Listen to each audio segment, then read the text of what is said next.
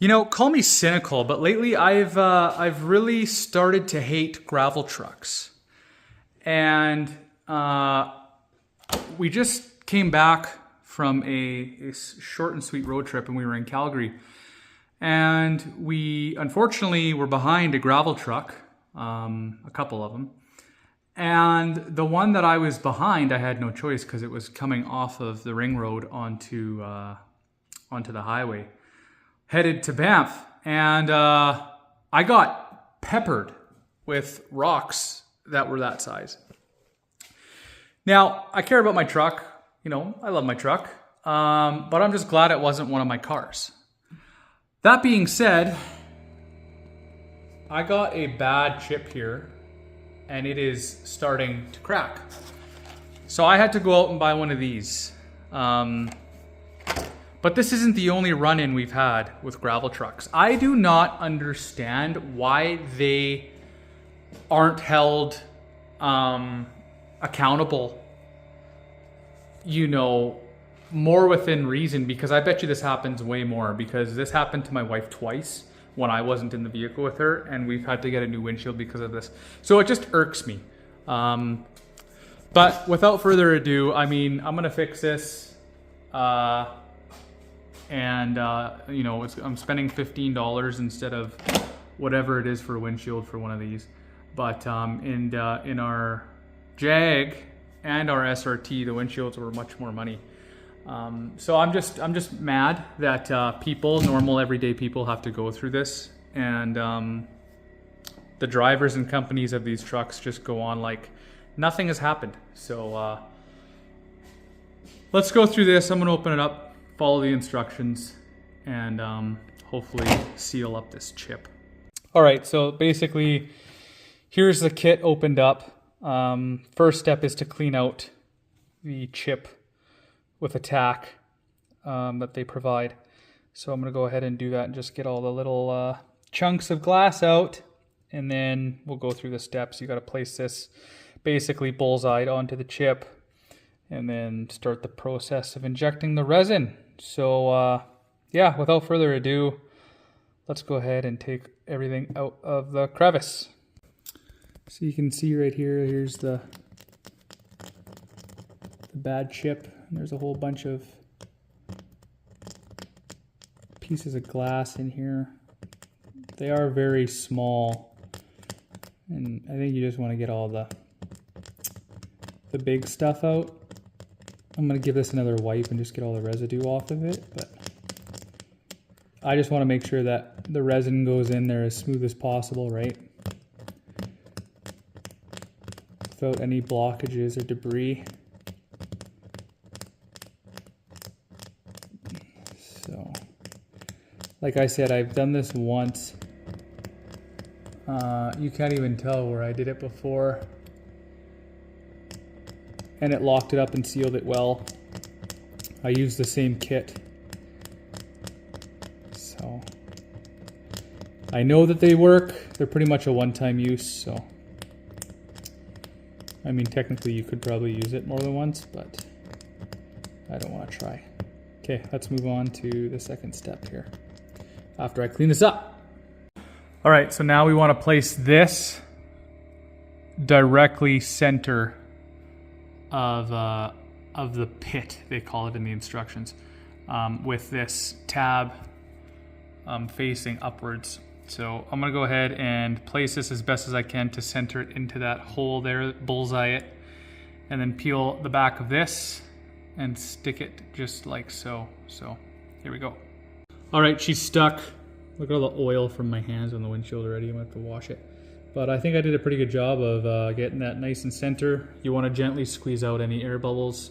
I was really gentle because mine's already cracking. So hopefully this fills the crack nice, and you don't have to worry about it after. All right, so we're on to the third and fourth step that kind of go hand in hand, and they want you to place this on to that bullseye adhesive there that I put on the windshield. So I'm gonna go ahead and do that now. All right, so this part can be tricky. I went in the cab of my truck after to make sure it was aligned, and it is aligned. So it could just be a little bit difficult just to make sure you're right on the money with this. Even I wasn't right on, but I'm close.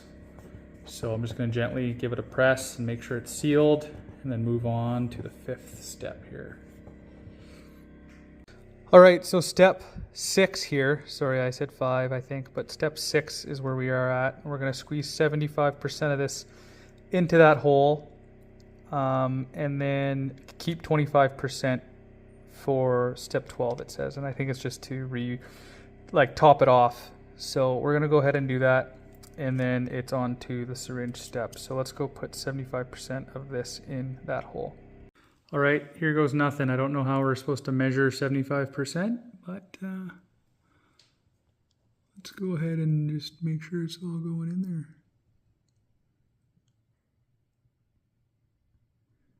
Yeah, like I have no idea how we're supposed to measure that 75% is going in. So I'm gonna eyeball it here and just feel it out, I guess. So let me go ahead and do this, make sure I'm closely getting what the instructions say into here. All right, on to the next step. It says to put the syringe in there. Make sure that it is seated all the way at the bottom, which it is. Gently and firmly put this in there. I'm gonna use 2 hands here, but this is the next step. And then we'll move on to the 8th step, I believe. All right, so we just finished this. We're moving on to here. So to create a vacuum, hold the syringe barrel with one hand and use the other hand to pull the plunger upwards until the lower indent is at the top of the barrel lock. Top of the barrel, period. Lock the plunger in place by engaging the retaining clip, which is that metal thing right here. This action creates a vacuum. Do not push the plunger back down. So I'm gonna go ahead and do that and wait 10 minutes, it looks like. All right, so like so, and I'm gonna start a 10-minute timer. While that waits, like just look at how bad my truck got pelted. Like there's so many, and like I keep everything in pretty, like that's definitely new. These are new. Like I just got pelted with multiple rocks. Again, I don't know how these gravel trucks get away with just being so careless. There's another chip there, but that's not spreading. You can see it. It's just crazy to me that they're able to do what they do, and you know, again, they don't get held accountable in some respect. It's crazy to me. I feel sorry for everybody. All right, so we're on 9 and 10 basically. They kind of go hand in hand. So it's been after 10 minutes. We're gonna take it out of the pedestal, let air into the pedestal for a brief moment. Gently but firmly reinsert the syringe tip back into the pedestal. So yeah, and then we're gonna move it from that locked position to that locked position. It basically hold it for 20 minutes. So let's go ahead and do that now.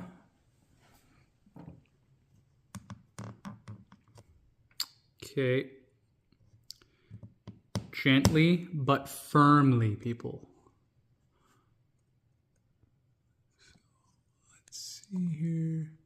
I can do this one-handedly.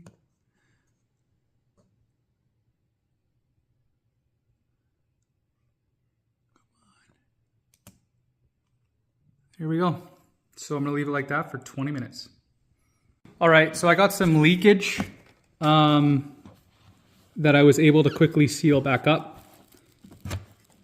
But that is due to having lots of fluid in there, I do believe. Again, it's just hard to measure. I did not have this issue when I did it previously, but it's a good sign just because there's a lot of fluid and there's pressure. So hopefully after I'm done cleaning this up, we can still get a decent seal, which it looks like I am now. And I'm gonna leave it for 20 minutes still. But yeah, I'm gonna go ahead and clean this up a little bit better while I'm waiting. All right, so I just wanted to see what was happening on the inside. If I could And it looks like that crack has disappeared, which means that it's filled up with fluid right now, which is a good thing. That's what you want to see. So even though it leaked out, and I think the only reason it leaked out is because the pressure had to go somewhere, basically means that it went into the crack too. Now, it's not ideal that it leaked out, I get that. But what I'm seeing here is that it's filled the chip. So we're just gonna wait 20 minutes. Hopefully there's enough, you know, of the 25% left in that resin that once this is all off, I could just top it off and then scrape it away with the provided razor blade. But it looks like everything's going as it should. So I would recommend just checking it on the inside just to make sure that your chip or crack is getting filled. And the kit is designed to up to 3 centimeters, I think it says. And this is, you know, 1 centimeter, if that, including the crack. So we should be in business. All right, so we're on this one. After 20 minutes, remove the syringe from the pedestal and then take the razor blade and help the adhesive and the pedestal come off together as one piece. It says, and wipe away excess resin. So I'm gonna go ahead and do that now. Okay, I'm gonna have a piece of paper towel here because there's gonna be excess, but I'm gonna go ahead and just razor blade this off all into one piece here. So let's see if I can take this off with my teeth. Probably not the smartest idea. I'm gonna put the phone down and take this off. Right, as such.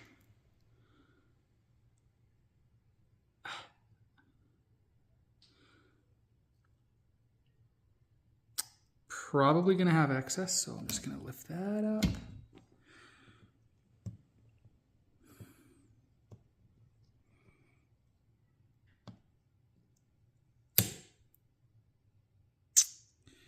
And that did not come off in one piece, as the instructions said to do.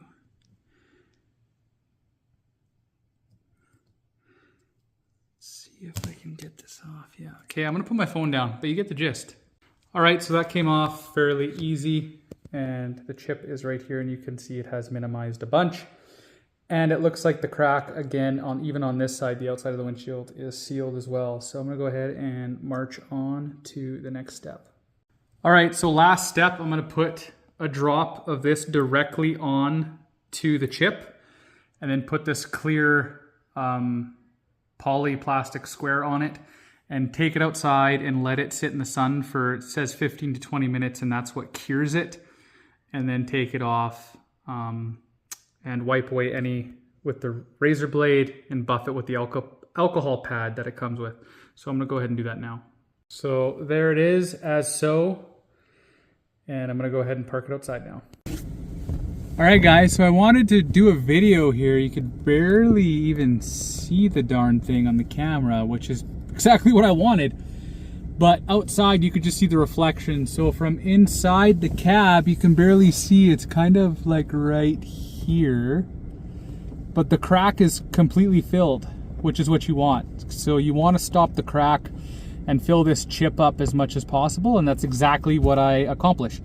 So if you do get a chip in the windshield and it starts cracking beyond 3 centimeters, I personally would still try it because it's $15 versus a new windshield. But this was well under the 3 centimeter mark, and it filled it up really good, and I probably won't have to worry about that. And the other one that I filled is right there, and you can still see the remnants of the crack in it, but that one was before last winter and it didn't spread, and this one had 3 cracks going, and I was able to fill that and save it. So definitely give it a try before you give up and let it crack and spider all over your windshield. But that's all I have for you guys today. Hopefully you enjoyed the video and it was a successful rock chip and crack repair. Until next time, peace.